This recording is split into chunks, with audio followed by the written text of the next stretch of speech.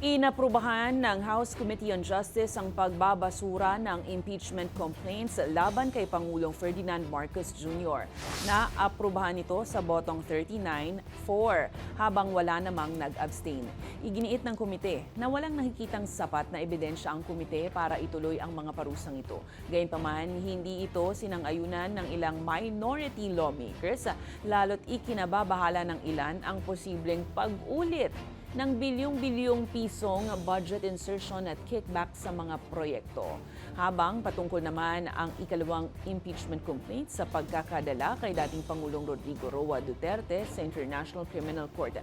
Ipinasa na sa House Plenary ang report at resolution at sakaling aprubahan ng plenaryo, tapos na ang impeachment kay Marcos at walang maaaring ihain na complaint muli hanggang January 27, 2027.